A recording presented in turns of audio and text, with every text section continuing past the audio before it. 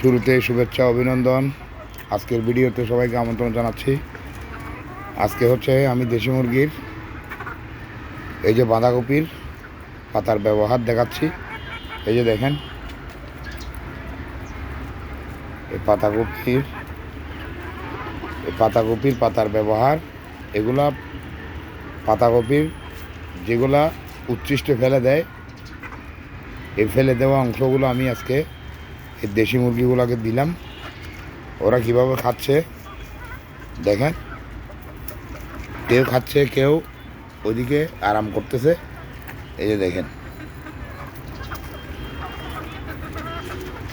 এটা হচ্ছে বাঁধাকপির পাতার রেসিপি। আপনারা দেশি মুরগিকে এই পাতাকপির পাতা ব্যবহার করতে পারেন, সিদ্ধ করেও খাওয়াইতে পারেন এবং কাঁচা এরকমও দিতে পারেন।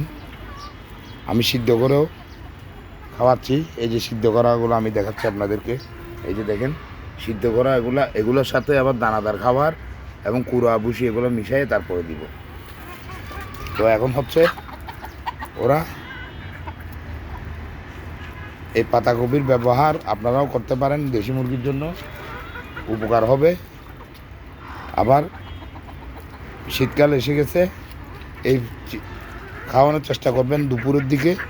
সকাল বিকেল হলে একটু ঠান্ডা লেগে যাওয়ার সম্ভাবনা থাকবে। তো পাতাকপির ব্যবহার আপনারা সবাই করতে পারবেন আশা করি।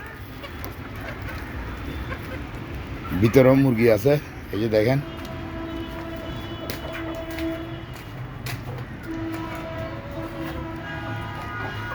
এই হচ্ছে ভিতরের মুরগি। এই যে দেখেন, এই মোরগের সাথে দিয়ে রাখছি, এগুলাকে আলাদা করে রাখছি। ডিম পেড়ে এগুলো এখন কোচা আছে, কোচা ছাড়াচ্ছি। তো আপনারা যেটা বলতেছিলাম, এই পাতাকপির ব্যবহার আপনারাও করতে পারেন।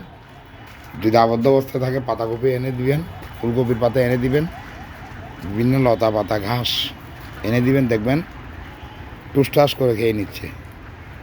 তো ঠিক আছে, আজকের ভিডিও আর বড় করবো না। আপনারা সবাই সুন্দর সুস্থ ভালো থাকবেন। আমার চ্যানেলটাকে সাবস্ক্রাইব করবেন, ফেসবুকে ফলো দিবেন, লাইক দিবেন, কমেন্ট করবেন, শেয়ার করে সবাইকে দেখার সুযোগ করে দিবেন।